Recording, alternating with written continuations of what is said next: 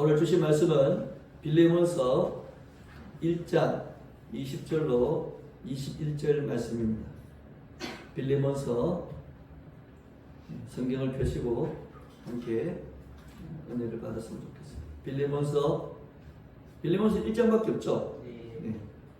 1장 20절로 21절 같이 읽겠습니다. 오 형제여, 나로 주 안에서 너로 말미암아 기쁨을 얻게 하고 내 마음이 그리스도 안에서 평안하게 하라. 나는 네가 순종할 것을 확신함으로 내게 썼노니 내가 내게 말한 것보다 더 행할 줄을 아노라.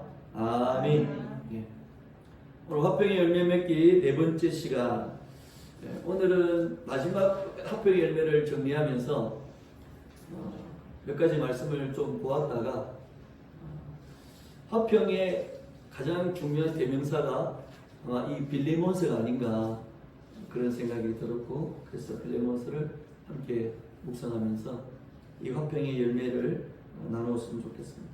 그래서 내려놓음으로 맺는 화평의 열매, 이런 제목을 한번 알아봤습니다. 2022년 시작하면서 사실은 예주교회는 겨울에 시작했고 겨울을 지났습니다. 저는 너무 추웠습니다. 그래서 언제나 봄이 올까? 봄이 안 올 것 같은 느낌으로 겨울을 보냈는데 어느새 5월이 코앞에 다가왔습니다. 여러분 더우시죠? 지금은 안 덥죠? 제가 1시간 전부터 에어컨 틀어놨습니다.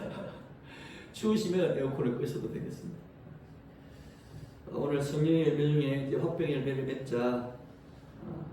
부활주일은 이 부활로 말미암는 화평의 열매를 맺자 그렇게 나누었고, 오늘 이제 내려놓음으로 맺는 화평의 열매 마지막 시간을 가집니다. 여러분 오늘 보시는 이 빌레몬서는 너무 잘 아시는 말씀이죠, 그죠? 유명한 성경입니다. 저는 이 빌레몬서를 평가할 때 기독교 역사에서 아마 인류 전체 역사 속에서 이 기독교가 뭔가 하는 것을 이 존재감을 들으면은 그런 가장 멋진 성경이다. 그렇게 저는 정의를 내리고 싶습니다. 여러분 아담이 타락을 했잖아요. 그리고 홍수 시대를 지나서 이 죄의 종에 매여 살아가던 인류가 가장 악랄한 모습을 드러내기 시작했는데 드러내었죠. 자, 그 악랄한 모습이 뭘까? 그게 뭘까요? 여러분 10개라는 그 영화 아시죠? 예. 그 10개라는 영화가 처음 딱 시작할 때에 이 대목이 나레이션 됩니다. 무슨 말이냐면 인간이 인간에게 행한 가장 악랄한 죄가 뭐냐면 사람이 사람을 노예로 삼는 거다. 그렇게 이 10개 영화의 첫 나레이션이 열거가 됩니다. 저는 하나님께서 주신 은사가 영화 보면 대사를 안 까먹는 은혜를 주셔가지고 대사를 기억하는 은사를 주셔가지고 영화 얘기를 가끔씩 하는데, 그래서 이 빌레몬서는 사실은 인간이 인간에게 할 수 있는 가장 악랄한 이 악의 형태가 하나님의 은혜, 예수 그리스도 안에서 어떻게 녹아지고 어떻게 새로워질 수 있는가를 보여주는 그런 위대한 말씀입니다. 그래서 고대 이집트, 애국으로부터 이 노예 제도는 굉장히 만연했다. 그리고 인류 역사도 이 노예 제도는 아주 뿌리가 깊죠. 예. 미국에서는 전쟁을 할 만큼 이 노예 제도에 대해서 굉장히 인류는 뿌리 깊게 역사를 가지고 있습니다. 그럼 예수님 당시에도 노예 제도가 있었을까요? 없었을까요? 있었습니다. 예. 로마가 이 잔인한 무력으로 세상을 지배할 때는 더욱더 뭡니까? 노예 제도가 왕성했습니다. 그러니까 어떤 나라가 어떤 나라를 지배하고 전쟁을 해서 침략을 해서 가지게 되면, 이기게 되면 그 패한 나라의 사람들은 뭐가 됩니까? 노예가 되는 거죠. 우리나라도 일제에서 지배를 당할 때 36년 동안 수많은 사람들이 뭡니까? 강제노역과 군인으로 또는 뭡니까? 위안부로 그렇게 노예로 다 취급을 받은 거예요.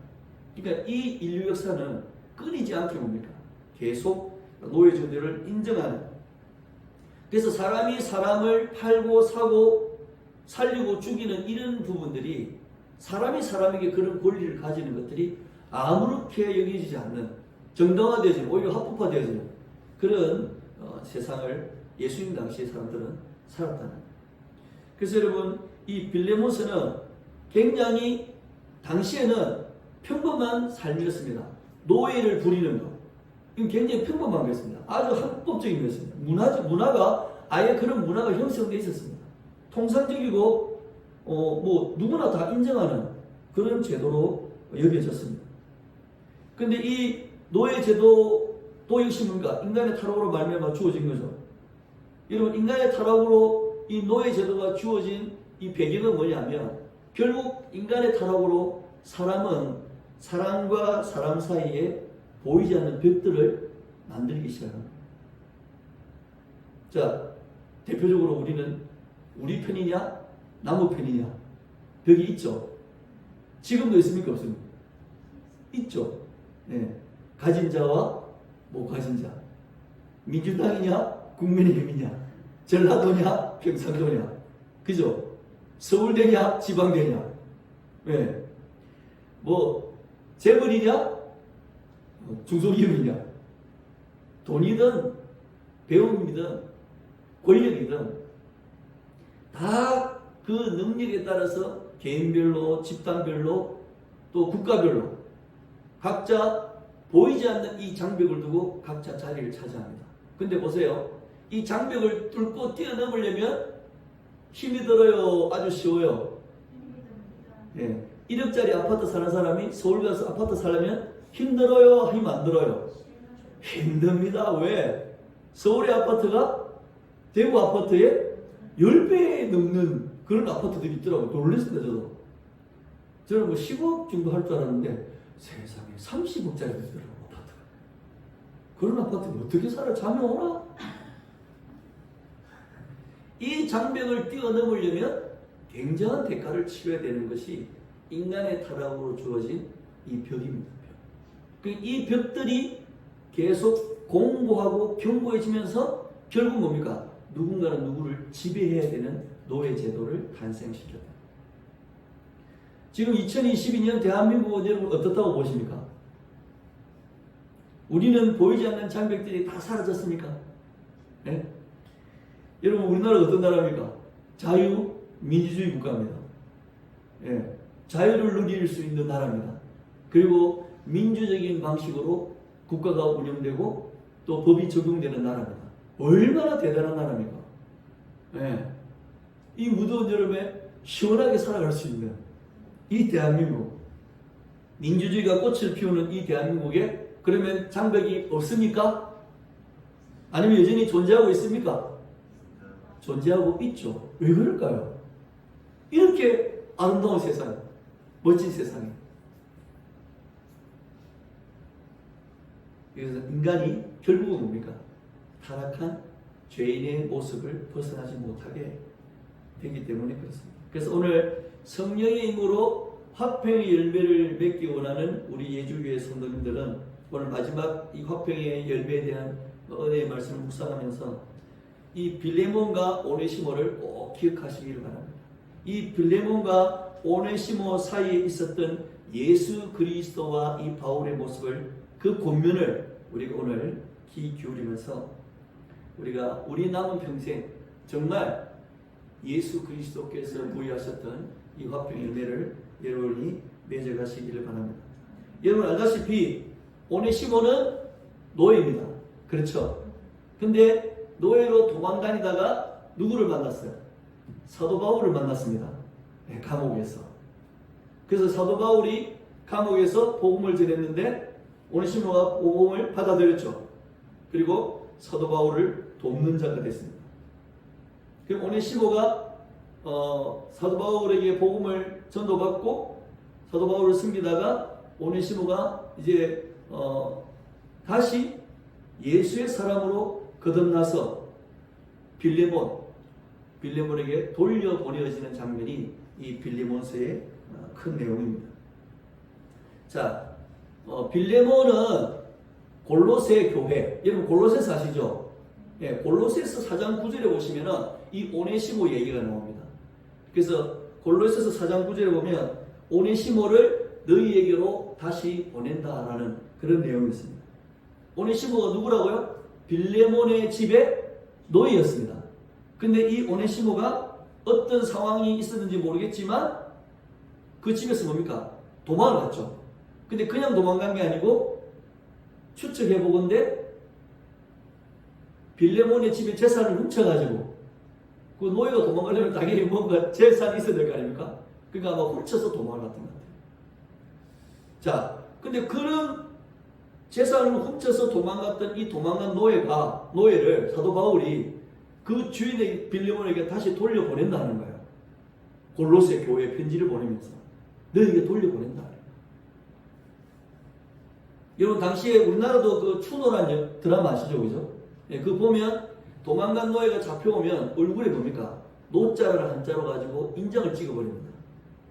매를 맞고 채찍질 당하는 것은 기본이고 뭐 사지를 절단한다든지 아니면 죽일 수도 있는 그게 그 당시에 아주 그냥 평범한 도망간 노예가 잡혀왔을 때 받는 처벌이었고 고통이었습니다. 그냥 도망간 것도 아니고 자기 재산을 들고 도망간 이 도망간 노예를 이 빌레몬이 바울에게 골로새서 편지를 받는데 그 편지에 뭐라고 적어놓은 거예요? 오네시모를 니한테 보내려고 한다. 이렇게 편지가 온 거예요. 그러니까 빌레몬은 마음이 어떻겠어요? 자기 집에 손해를 끼치고 도망을 갔던 오네시모가 다시 돌아온다 하니까 누구에 의해서? 추노꾼에 의해서 잡혀오는 게 아니고 사도 바울에 의해서 보내어진다는 소식을 이 빌레몬이 들었다. 보통의 상식 같으면 빌레몬은 이 편지를 받자마자 어떻게 됩니까? 추노꾼들을 집합시켜가지고 야! 사도 바울이 잡혀있는 감옥 어디 있으니까 거기로 달려가서 오네시모 당장 잡아와! 이렇게 하는 게 순서예요. 자연스러운 거예요. 근데 빌레몬이 그렇게 했습니까? 그렇게 하지 않았습니다. 자, 바울은 8절 9절에 이 빌레몬에게 이런 말씀을 합니다. 빌레몬 1장 8절 9절에 이러므로 내가 그리스도 안에서 아주 담대하게 내가 마땅한 일로 네한테 명령할 수 있다. 내가 사도이기 때문에 너는 그리스도인이고 내가 너에게 복음을 전했고 내가 너에게 예수를 가르쳤고 너는 내 제자다. 예수의 제자다. 명령할 수 있다. 그러나 도리어 사랑으로서 뭐야? 네게 간구한다. 간절히 부탁한다. 10절에도 뭐라 그랬습니까? 갇힌 중에서 내가 감옥에 갇힌 중에서 복음으로 믿음으로 낳은 아들 오네시모를 위해서 내게 간절히 구한다. 네. 사도 바울이 그렇게 빌레몬에게 따로 그러니까 골로새서 편지도 썼지만 빌레몬서를 따로 써가지고 빌레몬에게 보내는 거예요. 근데 이 사도 바울의 정성이 대단한 거죠. 자, 근데 14절에 보니까 네 선락이 없이는 안 하기를 원해. 네 선락이 있었으면 좋겠다. 그리고 네가 이걸 억지로 하는 것 같이 내 때문에 억지로 하는 것 같이 하지 않고 자원하는 마음으로 자유로 했으면 좋겠다. 그렇게 권면을 했습니다. 자, 그리고 조금 이 부분은 참 놀라운 부분인데 15절에 빌레몬과 오네시모를 향한 하나님의 깊은 섭리가 있지 않겠나라고 이 바울이 얘기해요. 여러분 15절 같이 읽을까요? 아마 그가 잠시 떠나게 된 것은 너로 하여금 그를 영원히 두게 함이리니. 이걸 공동번역이 이렇게 번역했습니다. 그가 잠시 동안 그대에게서 오네시모가 잠시 동안 빌레몬 너에게서 떨어져 있었던 것은 도망을 갔던 것은 아마 그를 영원히 그대의 사랑으로 무엇으로? 복음으로 믿음으로 영원히 너의 사람으로 만드시려는 하나님의 섭리인지 모릅니다. 이 바울은 그렇게 고백했어요. 놀라운 말씀이죠. 노예가 도망을 갔어. 근데 그 노예가 예수를 믿고 돌아온다는 거예요. 그리고 바울은 이 현상을 어떻게 영적으로 해석해 줬냐니까 빌레몬아 분노하지 말고 옛날 일을 추억하며 화내지 말고 하나님이 그 사람이 너에게서 도망간 것도 그가 복음을 만나고 예수를 만나서 영원히 복음 안에서 너의 삶이 되게 하시려고 하신 섭니다. 이야, 바울이 이렇게 해석을 해주는 거야, 빌레몬에게. 하나님의 승리를 믿는 바울의 모습을 여러분 여기 보는 거예요. 대단한 거죠. 여러분 요셉이 생각나지 않습니까? 그 형들 앞에서 뭐라 그럽니까? 형들이여 겁내지 마라. 내가 여기 있는 것은 형들보다 앞서서 하나님이 나를 여기 보내어가지고 많은 이들을 구원하게 하시려고 앞서 여기를 보내신 거다. 형들이 나를 노예로 팔았다고 겁내지 마라. 이 똑같은 장면이 이 사도 바울을 통해서 빌레몬에게 일어났던 삶의 어떤 정황을 하나님의 승리로 해석해내는 이 바울의 모습. 저는 빌레몬이 이 장면, 이 얘기를 딱 받았을 때 굉장히 감동을 정말 예수의 사람이었다면 정말 감동을 받았을 거라고 생각합니다. 이야, 이게 이렇게 해석될 수 있구나. 그러니까 예수 믿는 사람은 무슨 은혜를 받아야 돼요? 해석의 은혜를 받아야 돼요. 인생의 해석의 은혜를 받아야 돼요. 아멘? 내 인생이 꼬인 것 같고 안 되는 것 같고 절망적인 것 같은데 하나님의 위대한 승리로 해석되어진 이 은혜. 여러분 이 은혜 있으시길 바랍니다. 자, 그리고 16절에 바울이 이렇게 말합니다. 이후로는 네가 빌레몬을 종으로 대하지 않기를 원한다. 그리고 종 이상으로 어떤 것? 곧 사랑받는 형제로 대하기를 원한다는 거예요. 그러니까 하나님의 승리에 대해서 얘기하고 복음으로 영원히 너의 사람이 될 것인데, 그러니까 네가 종으로 대하지 말고 사랑하는 형제로 그를 특별히 대하라. 누구를 대하듯이? 나를 대하듯이. 17절에 얘기하고 있죠. 그리고 18절에 뭐라 그럽니까? 혹시 니한테 잘못한 것이 있거나 니 거 훔쳐서 빚진 거 있으면 내가 다 책임지겠다. 이야, 이게 바울입니다. 여러분, 교회의 지도자들은, 교회의 리더십을 가진 사람들은 적어도 이런 책임감을 가져야 돼요. 저는 이 부분을 굉장히 소망합니다. 제가 한 교회 목사로서 어떤 사람이 되어야 되겠습니까? 적어도 이 정도는 되어야 되는 거예요. 아멘? 그럼 이거 기도하셔야 됩니다. 우리 교회 담임 목사가 이런 목사 되게 해주시옵소서. 교회 성도들 이제 문제가 터졌는데 알아서 하세요. 저는 모르는 일입니다. 저한테 얘기하지 마세요. 내가 무슨 상관입니까? 내가 뭘 잘못했는데요? 이렇게 안 나가도록 기도해 주시기를 부탁합니다. 그리고 20절 말씀에 이렇게 말합니다. 종지부를 딱 마지막 도장을 바울이 찍죠. 오 형제여, 같이 해봅시다. 나로 주 안에서 너로 말미암아 기쁨을 얻게 하고 내 마음이 그리스도 안에서 뭐하게 하라? 평안하게 하라. 아멘. 이 빌레몬에게 화평의 열매를 권고하고 있습니다. 내가 지금 요구하고 간청하고 부탁하는 대로 할 때에 우리에게 뭐가 맺어진다? 화평의 열매가 맺어진다. 평안이 이루어진다. 자, 근데 여러분 20절 말씀에 이 평안하게 하라는 이 말씀을 우리가 원어로 좀 더 번역하면 이렇습니다. 공동 번역해 보니까 나는 주님을 믿는 사람으로서 사랑하는 형제인 그대에게 신세를 지려고 합니다. 그대는 그리스도를 믿는 교우로서 나에게 뭐라고 했습니까? 용기를 북돋아 주시오. 그러니까 평안하게 하라는 이 말이 원어로 어떻게 되냐니까 나에게 용기를 북돋아, 내 마음에 용기를 북돋아, 이렇게 해석될 수 있다는 겁니다. 그러니까 사도 바울이 왜 이 말을 했을까요? 왜 평안하게 하라는 이 말이, 그러니까 왜 나에게 내 마음에 용기를 북돋아 달라는 말을 했을까요? 여러분, 빌레몬은 그 당시에 지금 사도 바울이 요구하고 간청하는 대로 할 수 있느냐? 현실적으로는 불가능한 얘기입니다. 그 시대 상황에서 도저히 용납될 수 없는 일입니다.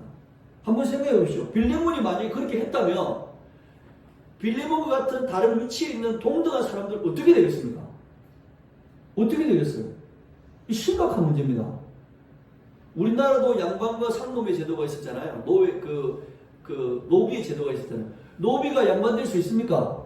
없습니다. 노비가 잘못하고 도망갔는데 잡아왔는데 그 양반이 노비를 용서했다.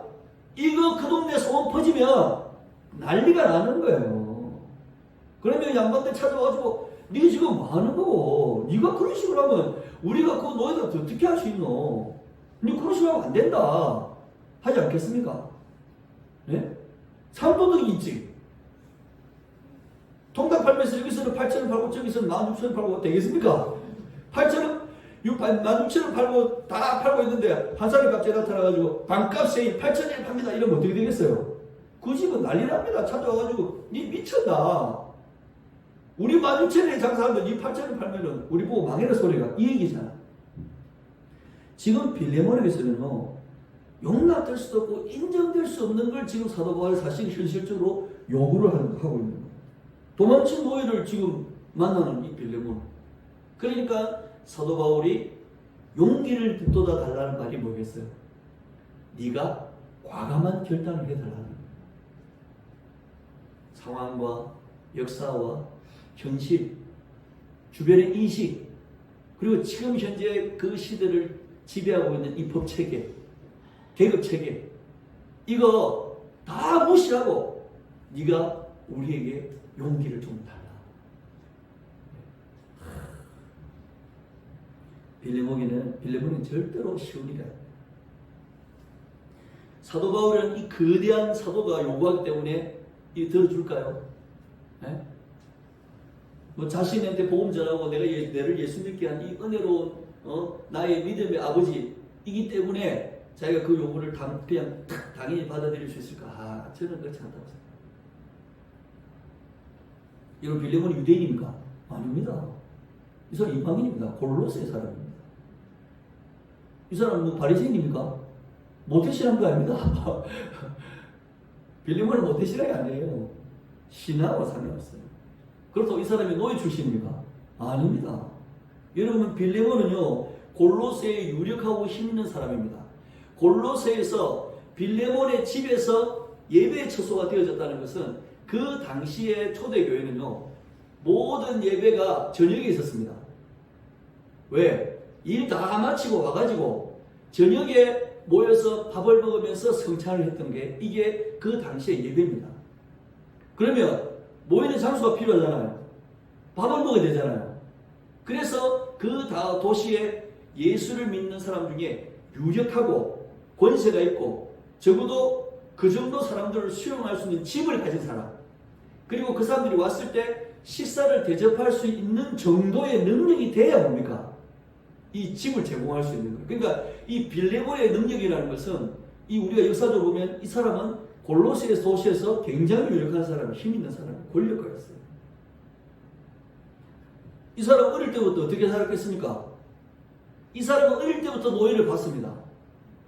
자기는 어릴 때부터 주인이었습니다. 노예를 갖고 놀고 조롱하고 팔고 사고 노예를 때리고 노예를 죽이고 하는 거 어릴 때부터 밖에서 안 바뀌었어요. 그는 그렇게 보고 살았습니다. 당연히 노예는 주인에게 어떻게 대해야 되는지 빌레몬은 그냥 삶으로 체득하며 살았던 사람입니다.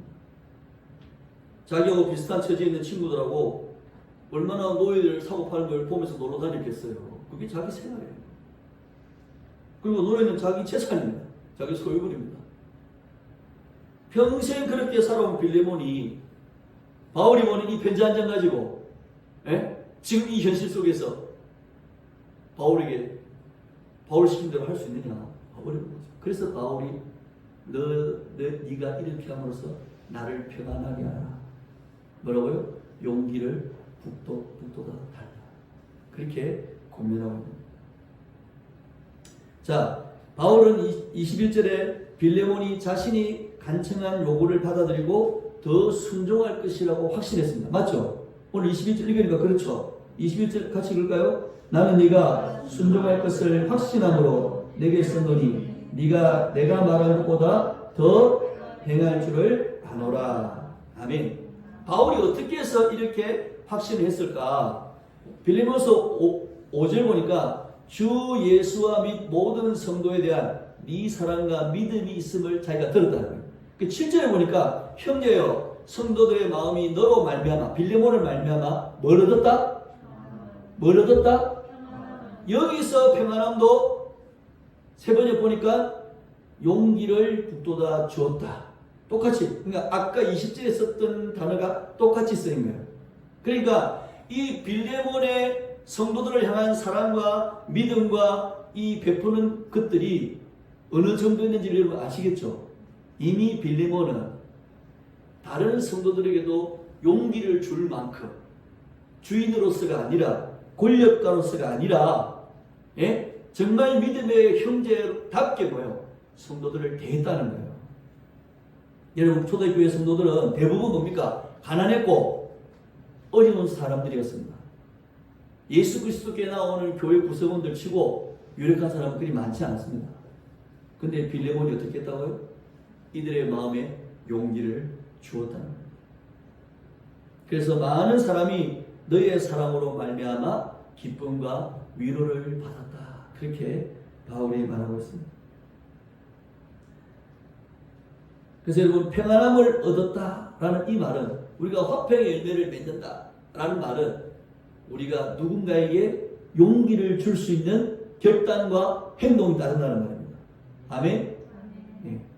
쉬울까요? 어려울까요? 어렵습니다.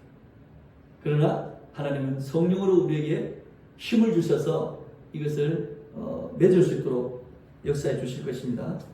자, 이런 말씀으로 볼 때 빌레몬이 단순히 예수를 믿는다는 말, 자신의 집을 예배와 모임의 처소로 내어놓는다는 이런 작은 선행, 그걸로 그냥 이 빌레몬이 살지 않았다는 겁니다. 정말 많은 성도들에게 용기를 주는 사랑을 실천했다는 겁니다. 사람들이 그것으로 인해서 빌레몬을 만날 때마다 그의 집에 예배드리러 갈 때마다 마음이 어땠다고요? 평안했다는 거예요. 평안했다는 거예요. 여러분 빌레몬의 집에 예배드리러 가는 사람 중에 노예도 있었을까요? 없었을까요? 있었습니다. 죄인들이 있었을까요? 없었을까요? 있었습니다. 그런데 빌레몬의 집에 편안하게 갈 수 있었습니다. 여러분 우리가 만들어 놓은 이 장벽들 이제 빌레몬이 뛰어넘는 용기를 보여주었죠. 그래서 사람들이 평안을 줬습니다. 이건 누구 모습입니까? 예수님 모습입니다. 여러분 예수님이 어떤 모습을 보여줬습니까? 남자들이 지배하는 세상이었습니다. 근데 예수님이 어떻게 하셨어요? 여자들을 만났습니다. 그리고 여자들의 어려움과 그들의 힘겨움을 도와주었고 여인들을 존중해 줬습니다. 맞아요. 성별의 장벽을 예수님이 무너뜨렸습니다. 그리고 남들보다 자기가 거룩하다고 떠들어대는 그 외식하는 바리새인들을 향해서 예수님이 뭐라 했습니까? 질타했죠. 그리고 오히려 예수님은 누구하고 밥을 자주 먹었습니까? 죄인들과 밥을 자주 먹었습니다. 세리들과 창녀들과 밥을 자주 먹었습니다. 장벽을 넘어섰습니다. 그리고 그 당시 편견과 차별에 있었던 사마리아 사람들, 맞죠? 이방인들과도 예수님은 흔쾌히 교제했고 오히려 그들을 찾아갔습니다. 그게 예수님의 삶이었습니다.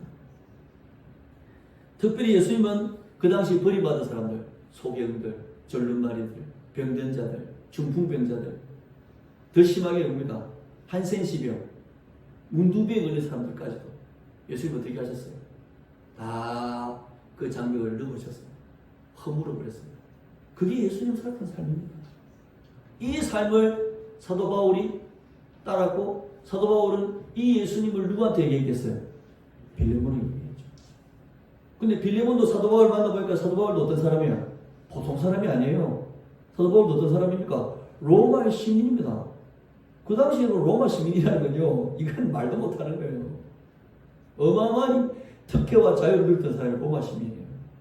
근데 사도 바울은 로마 시민의 자리에 있으면서 누구와 교제했습니까? 노예들과 교제했습니다. 속국에 있는 국민들과 교제했습니다. 그가 얼마나 탁월한 학문을 가졌습니까? 그냥 누구보다도 무지한 사람들, 글도 제대로 모르는 사람들에게 복음을 전하고 그들에게 예수를 가르쳤습니다. 사도 바울도 보니까 빌레몬이 보니 예사 사람이 아니에요. 근데 사도 바울도 인생이 타락으로 만들어 놓은 장벽들을 예수님처럼 뛰어넘고 그 장벽을 허물더라는 거예요. 그 자기도 뭐야? 이 사도 바울을 만나고 예수님 만났던 자기도 뭐야? 이 장벽을 허물 수 있는 사람으로 거듭날 수 있었다. 여러분 빌레몬에게 사도 바울이 빌레몬서를 쓰기 전에 무슨 편지를 먼저 썼다고요? 골로새서를 먼저 썼습니다. 여러분 골로새서 1장 19절 20절에 보니까 사도 바울이 빌레몬에게 골로새 교인들에게 편지를 쓰면서 예수 그리스도가 누구냐? 그는 십자가의 피로 화평을 이루신 분이다. 화평을 이루신 분이다. 그리고 예수로 말미암아 하나님과 화목되기를 기뻐하시는 분이셨다. 그리고 3장 11절에 거기에는 중요한 말이죠. 헬라인이나 유대인이나 할레파나 무할레나 야만인이나 스우디아인이나 종이나 자유인이나 뭐가 없다고요? 차별이 없다고 골로새서에 이미 편지로 가르쳤습니다. 그리고 3장 13절로 14절 보니까 이렇게 했습니다. 누가 누구에게 뭐가 있거든? 불만이 있거든. 어떻게 하라고? 서로 용납하고 피차 뭐하고? 용서하고 주께서 너희를 용서하신 같이 너희도 그래요. 이 모든 거에 뭘 더하라? 사랑을 더하라. 이는 온전하게 믿는 이미 골로새 교회를 향해서 빌레몬에게 이 가르침을 왔어요. 그리고 4장 1절에 빌레몬을 의식했는지 모르겠지만 4장 1절에 이렇게 기록되어 있습니다. 상전들아. 여기 상전이 누굽니까? 빌레몬이죠. 의와 공평을 종들에게 베풀지니 너희에게도 누가 있다고? 하늘의 상전이 있다는 거예요. 빌레몬은 이 말씀을 들으면서 이 가르침들 속에서 예수 그리스도를 바라보고 사도 바울을 바라보았을 겁니다. 그리고 빌레몬은 예수 그리스도께서 하나님이심에도 인간의 몸을 입고 모든 특권과 그 창조주의 본질을 내려놓으신 것처럼 사도 바울이 그 모든 특권과 능력을 예수 그리스도의 십자가 아래 내려놓은 것처럼 하늘에 상전이 있음을 알고 내가 상전이 아니고 내가 데리고 있는 종들에게 의와 공평으로 내려놓으라는 이 말씀을 빌레몬이 믿음으로 받았다. 낮추시기까지 죽기까지 복종하신 그리스도. 3차 여행을 하면서 감옥에 갇히고 매를 맞고 죽음의 순간을 넘어서면서도 예수 그리스도의 복음을 위하여 모든 것을 내려놓았던 그 사도 바울. 빌레몬은 그들을 보았다. 그래서 자기가 가졌던 어릴 적부터 태생적으로 가졌던 모든 권리와 모든 힘과 모든 능력을 그리스도의 십자가 앞에 다 내려놓고 그들에게 용기를 북돋아주는 삶을 결단하고 그가 행동을 했다. 그것이 골로새 교회에 평안을 갖다 주었고 사도 바울의 마음에도 평안을 주었고 그리고 이제 다시 만날 오네시모에게도 뭘 주었겠어요? 평안을 주었다. 여러분 오늘 우리 주께서 우리에게 공면하십니다. 여러분에게 다른 사람들 사이에 세워질 수 있는 장벽이 있다면 이 시간 다 내려놓으시기를 축복합니다. 여러분의 권리, 여러분의 능력, 여러분의 가진 것, 여러분이 누리고 자랑할 만한 모든 것, 그래서 다른 사람과 장벽으로 될 수밖에 없는 그 모든 것들을 십자가 아래 내려놓으라고 말씀하십니다. 그래야 여러분을 통해서 교회가 뭘 누립니까? 평안을 누립니다. 여러분을 만나는 모든 사람들이 벽을 느끼는 게 아니고 평안을 누립니다. 그것은 여러분의 용기를 필요로 합니다. 여러분의 용기 있는 결단이 사람들에게 또 다른 주인들에게 용기를 북돋아 줍니다. 여러분 이 화평의 열매의 결과는요 다른 사람들에게 용기를 다시 일으켜주는 거예요. 한 사람의 결단, 한 사람이 예수 그리스도의 그 화평의 열매, 사도 바울이 누렸던 그 내려놓음의 그 화평의 결과를 한 사람이 결단하고 행동할 때 다른 사람이 용기를 얻어서 그도 뭡니까? 결단하고 행동하는 은혜를 누린다. 예주교회가 이런 내려놓음의 화평의 열매를 맺는 성도들로 채워지기를 기도해 주시길 바랍니다. 여러분도 그런 성도가 되시길 바랍니다. 그런 사역자, 그런 하나님의 사람, 예수의 제자가 되시기를 예수님의 이름으로 부탁드립니다.